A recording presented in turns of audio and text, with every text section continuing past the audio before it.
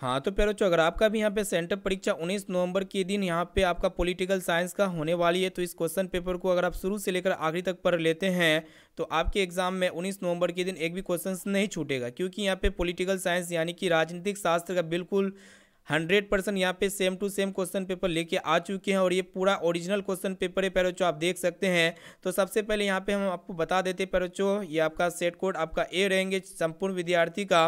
तो जितने भी विद्यार्थी यहाँ पे आर्ट्स स्ट्रीम से बिलोंग करते हैं, यानी कि यहाँ पे देख सकते हैं प्यारे बच्चों आईए वालों के लिए है, तो टोटली यहाँ पे 100 ऑब्जर्व क्वेश्चन होंगे, जिनमें से आपको केवल 50 ऑब्जर्व क्वेश्चन का ही आंसर बतलाना है। और यहाँ पे 30 में से आपको 15 बताना है लघु उत्तरीय प्रश्न, और यहाँ पे 8 में से 4 आपको दीर्घ उत्तरीय प्रश्न का जवाब देना है। तो यहाँ पे समय आपको 3 घंटा 15 मिनट का दिया जाएगा, और 15 मिनट यहाँ पे समय आपको क्वेश्चंस वगैरह को पढ़ने के लिए और यहाँ पे इंस्ट्रक्शन वगैरह को पढ़ने के लिए दिया जाएगा। तो प्यारे बच्चों पेपर को देख सकते हैं, बिल्कुल यहाँ पे वायरल क्वेश्चन पेपर मेरे पास आ चुका है। तो प्यारे बच्चों यहाँ पे देख सकते हैं 1 से लेकर 100 तक ऑब्जर्व क्वेश्चंस रहेंगे, जिनमें से आपको किन्हीं यहाँ पे एक 50% का ही उत्तर देना होगा, और प्रत्येक प्रश्न का यहाँ पे 4 विकल्प दिए जाएंगे, जिनमें से एगो विकल्प सही रहेंगे। ठीक है, तो प्यारे बच्चों देख सकते हैं आज का जो फर्स्ट प्रश्न आपके सामने दिखता होगा, प्रथम प्रश्न आपसे क्या पूछा गया, देखिएगा ध्यान से कि तनाव शैथिल्य का दौर कब शुरू हुआ। प्यारे बच्चों फटाफट से बताइए, आप कोशिश कीजिएगा एक एक क्वेश्चन को अच्छी तरीके से याद कर लीजिए एग्जाम से पहले। तो प्यारे बच्चों तनाव शैथिल्य का दौर जो है ना कब शुरू किया गया था, तो 1960 में, जो कि यहाँ पे ऑप्शन नंबर 20 का राइट आंसर हो जाएगा 1960 के बाद। अब आइए बाबू देखिए यहाँ पे दूसरा नंबर प्रश्न आपसे पूछा गया है, क्या करा है कि आपको बताना है कि भारतीय जनता पार्टी को किस पार्टी का पुनर्जन्म कहा जाता है। तो भारतीय जनसंघ पार्टी को कहा जाता है, जो कि यहाँ पे ए वाला ऑप्शन इसका करेक्ट आंसर हो जाएगा। अब आइए प्यारे बाबू देखते हैं यहाँ पे नेक्स्ट क्वेश्चन की तरफ बढ़ चलते हैं। यहाँ पे देखिएगा तीसरा नंबर प्रश्न आपसे पूछा गया, क्या करा है कि भारत में आर्थिक सुधार कब शुरू किया गया। तो प्यारे बच्चों यहाँ पे भारत में जो आर्थिक सुधार शुरू किया गया ना 1991 में शुरू किया गया, ऑप्शन नंबर सी इसका करेक्ट आंसर हो जाएगा। अब आइए बाबू देखिए यहाँ पे चौथा नंबर प्रश्न आपसे पूछा गया, क्या करा है कि यहाँ पे आपको बताना है कि तृणमूल कांग्रेस किस प्रदेश का राजनीतिक दल है। तो प्यारे बच्चों ये जो है ना बिहार या पश्चिम बंगाल का, तो पश्चिम बंगाल का राजनीतिक दल है, ऑप्शन नंबर सी भी इसका करेक्ट आंसर हो जाएगा। अब आइए बाबू देखिए यहाँ पे सभी क्वेश्चंस को अच्छी तरीके से याद करते हुए चलिए, अगर आप चाहते हैं कि सेंट्रल एग्जाम में एक भी प्रश्न ना छूटे। तो प्यारे बच्चों यहाँ पे देखिएगा पांचवा नंबर प्रश्न आपसे पूछा गया, क्या कराए कि आपको बताना है कि भारतीय संविधान का निर्माण किसने किया। तो प्यारे बच्चों डॉक्टर भीमराव अंबेडकर ने किया, तो ऑप्शन नंबर ए इसका करेक्ट आंसर हो जाएगा। अब देखिए यहाँ पे अगला प्रश्न आपसे पूछा गया, देखिएगा ध्यान से, क्या करा कि आपको बताना है कि भारतीय संविधान किस तिथि को अंगीकार किया गया। प्यारे बच्चों आपको मालूम होगा, तो इसका सही और सटीक ऑप्शन नंबर ए इसका सही उत्तर हो जाएगा 26 जनवरी 1950 में। अब देखिए बाबू अगला प्रश्न देखिएगा ध्यान से, यहाँ पे आपसे पूछा गया है, देखिएगा ध्यान से क्या कराएगी, ऊपर इसको लेके चल जाते हैं। प्यारे बच्चों यहाँ पे आपको बताना है कि भारतीय संविधान में कुल कितने मौलिक कर्तव्य वर्णित है। तो प्यारे बच्चों आपको पता होगा मौलिक कर्तव्य कितने वर्णित है। प्यारे बच्चों ऑप्शन नंबर डी में दिया हुआ है 11, यानी कि ऑप्शन नंबर डी इसका राइट आंसर हो जाएगा। अब देखिए प्यारे बच्चों अगला प्रश्न आपसे पूछा गया, ध्यान से देखिएगा क्या कराएगी, आपको बताना है कि जीवन का अधिकार भारतीय संविधान के किस अनुच्छेद द्वारा प्रदान किया गया है। तो आर्टिकल 21 हो जाएगा, जो कि यहाँ पे ऑप्शन नंबर डी में आपका दिया हुआ है, option number D right answer. प्यारे बच्चों देखिए यहाँ पे अगला प्रश्न आपसे पूछा गया, क्या कराए कि भारतीय राजनीतिक व्यवस्था है। तो प्यारे बच्चों भारत का जो राजनीतिक व्यवस्था है ना संसदीय है, यानी कि यहाँ पे ऑप्शन नंबर ए इसका राइट आंसर हो जाएगा। आपके एग्जाम में कई प्रश्न ऐसे हैं जो कि फाइनल एग्जाम में पूछे जाएंगे। प्यारे बच्चों देखिए यहाँ पे अगला प्रश्न क्या कराए कि यहाँ पे आपको बताना है कि चुनाव आयोग जो है ना किस प्रकार की संस्था है। तो प्यारे बच्चों ये जो है ना संवैधानिक संस्था है, जो कि यहाँ पे ए वाला ऑप्शन इसका राइट आंसर हो जाएगा। अब देखिए बाबू अगला प्रश्न आपसे पूछा गया है, क्या करा है कि बहुत ही सिंपल प्रश्न आपके एग्जाम में सेंट्रल एग्जाम में आया हुआ है, जो कि 19 नवंबर के दिन आपको सीधे पेपर में दिखेगा। प्यारे बच्चों देखिए आपसे क्या करा है कि भारत में कार्यपालिका प्रधान कौन होता है। तो कार्यपालिका का जो प्रधान होता है भारत में कौन होता है जी, तो आप बोलेंगे सर जी राष्ट्रपति होता है, जो कि ऑप्शन नंबर बी में आपका दिया हुआ बी वाला विकल्प करेक्ट आंसर है। अब आइए बाबू देखिए यहाँ पे अगला प्रश्न की तरफ बढ़ चलते हैं। यहाँ पे देखिएगा अगला प्रश्न आपसे पूछा गया, क्या कराएगी आपको बताना है कि भारतीय संविधान के किस अनुच्छेद में राष्ट्रपति पर महाभियोग का प्रावधान है। तो आर्टिकल यहाँ पे 61 हो जाएगा, जो कि ऑप्शन नंबर डी में आपका दिया हुआ। फिर बच्चों यहाँ पे देखिए अगला प्रश्न आपसे पूछा गया, क्या कराएगी आपको बताना है कि लोकसभा का सर्वोच्च पदाधिकारी कौन होता है। तो स्पीकर होता है, जो कि यहाँ पे ए वाला ऑप्शन इसका राइट आंसर हो जाएगा। सर्वोच्च पदाधिकारी होता है लोकसभा में। बाबू देखिए यहाँ पे अगला प्रश्न आपसे पूछा गया, क्या कराएगा यहाँ पे आपको बताना है कि भारतीय संविधान के किस अनुच्छेद में धन विधेयक का प्रावधान है। तो धन विधेयक का प्रावधान कौन सा आर्टिकल में है? तो यहाँ पे अगर बात किया जाए तो अनुच्छेद, इसका जो सही और सटीक आंसर हो जाएगा 14 का बी हो जाएगा, जो कि 110 हो जाएगा। Option number B right answer. अब आइए बाबू देखिए यहाँ पे नेक्स्ट क्वेश्चन की तरफ बढ़ चलते हैं। अगर बात किया जाए, अगला प्रश्न है, देख सकते हैं पर जो अगला प्रश्न आपसे पूछा गया है कि लोकसभा की अधिकतम सदस्यीय संख्या कितनी हो सकती है? तो अधिकतम सदस्यों की संख्या 550 हो सकती है लोकसभा में। देखिए यहाँ पे अगला प्रश्न आपसे क्या पूछा गया है बच्चों, द्विसदनात्मक व्यवस्थापिका किस शासन प्रणाली का एक आवश्यक तत्व है? तो संसदीय प्रणाली हो जाएगा, जो कि यहाँ पे देख सकते हैं संघीय प्रणाली। ऑप्शन नंबर सी इसका राइट आंसर हो जाएगा प्यारे बच्चों, ठीक है, यहाँ पे 16 का। अब आइए बाबू देखिए यहाँ पे अगला प्रश्न है। यहाँ पे अगर बात किया जाए, अगला प्रश्न आपसे ये पूछा गया है, क्या करा है कि न्यायिक पुनर्विलोकन का अधिकार किसे प्राप्त है? तो सर्वोच्च न्यायालय और उच्च न्यायालय, यानी कि ये दोनों को प्राप्त है। ए और बी दोनों सही उत्तर हो जाएगा बाबू। अब देखिए प्यारे बच्चों, अगला प्रश्न आपसे क्या पूछा गया है, आपको बताना है कि महान्यायवादी की नियुक्ति कौन करता है? तो इसकी जो नियुक्ति करता है प्यारे बच्चों, कौन करता है? तो 18 का जो सही उत्तर हो जाएगा option number A right answer हो जाएगा, राष्ट्रपति, ठीक है ना जी।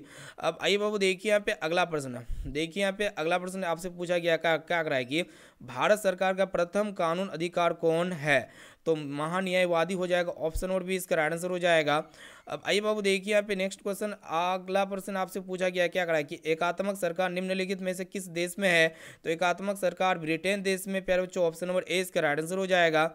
अब देखिए यहाँ पे सभी क्वेश्चंस को जो है ना रट लीजिए, या फिर आप सभी क्वेश्चंस को लिख लीजिए प्यारे बच्चों। यहाँ पे आपसे पूछा गया है कि निम्नलिखित में से किसने भारतीय संविधान को अर्ध संघात्मक कहा है? तो किसने कहा है प्यारे बच्चों? तो आप बोलेंगे सर जी केसी वेयर ने कहा है, जो कि यहाँ पे ऑप्शन नंबर डी में आपका दिया हुआ है, डी वाला विकल्प इसका राइट आंसर हो जाएगा।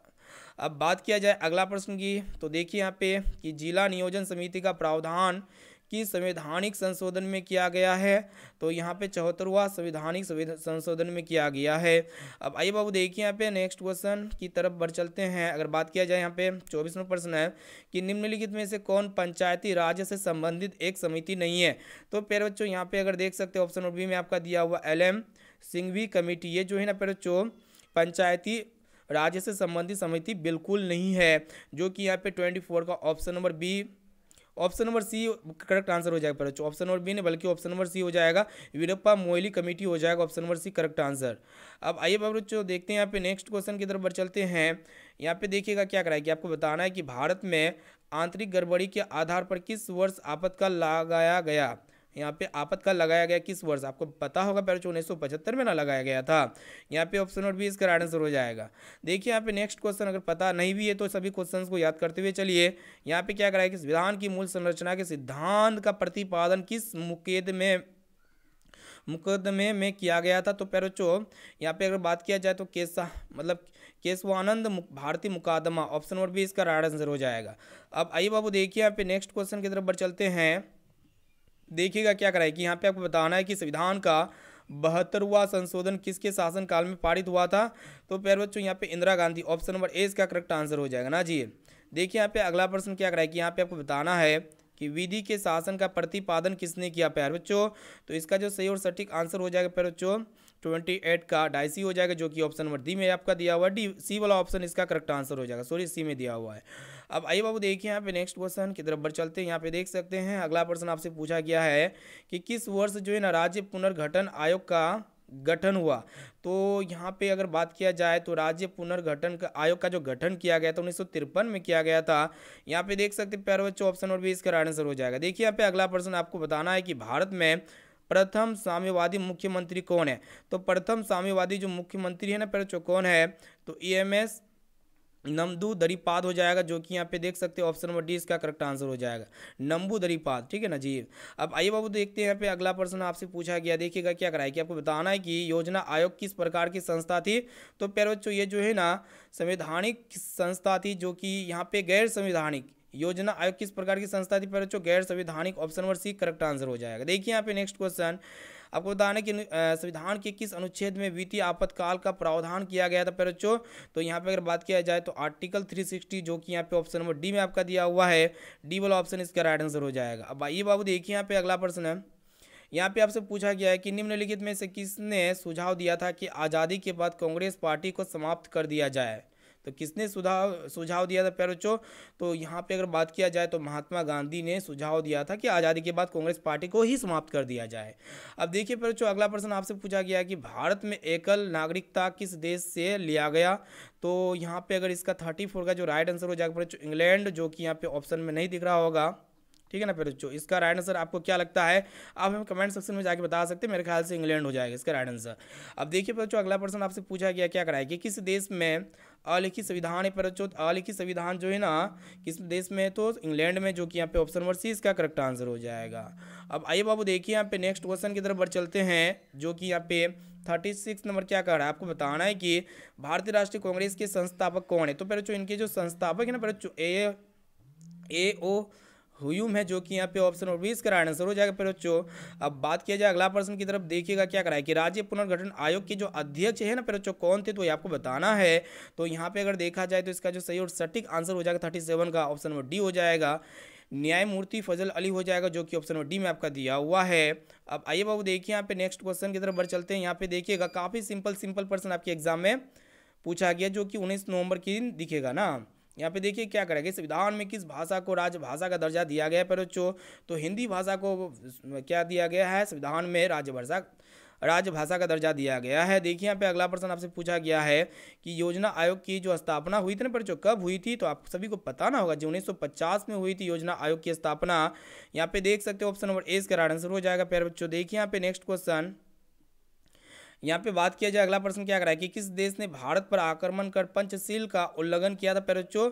तो यहाँ पे देखिएगा चीन देश या फ्रांस देश? तो आप बोलेंगे सर जी चीन देश ने जो है ना आक्रमण कर पंचशील का उल्लंघन किया था, ऑप्शन नंबर ए का राइट आंसर हो जाएगा बाबू। देखिए यहाँ पे नेक्स्ट क्वेश्चन, यहाँ पे बात किया जाए क्या कराए कि भारतीय राष्ट्रीय कांग्रेस की जो पहली महिला अध्यक्ष थी ना प्यारे बच्चों कौन थी? तो आप बोलेंगे सर जी एनी बेसेंट थे, जो कि यहाँ पे देख सकते हो ऑप्शन नंबर ए का राइट आंसर हो जाएगा। तो टोटली यहाँ पे 1 से लेकर 41 तक यहाँ पे जो आंसर की बताए ना प्यारे बच्चों 100% सही और सटीक आंसर की बताए, ठीक है ना। तो आप हमें बताइए कि ये 40% में से आपको कितना परसेंट का सही और सटीक आंसर याद था, ठीक है ना। तो जो भी क्वेश्चंस का आंसर याद नहीं है तो उसको अच्छी तरीके से एग्जाम से पहले जल्दी से याद कर लीजिए। 19 नवंबर के दिन आपको ये सभी क्वेश्चन 100% दिखेगा ही दिखेगा। तो इस क्लास को अपने दोस्तों में, इस वीडियो को अपने दोस्तों में जरूर शेयर कीजिए। जो विद्यार्थी चैनल पर नए हैं तो चैनल को सब्सक्राइब कीजिए, और इसी प्रकार हम अगले और भी सभी सब्जेक्ट का यहाँ पे पेपर लेके आएंगे। तो प्यारे बच्चों फिर मिलेंगे नेक्स्ट वीडियो में।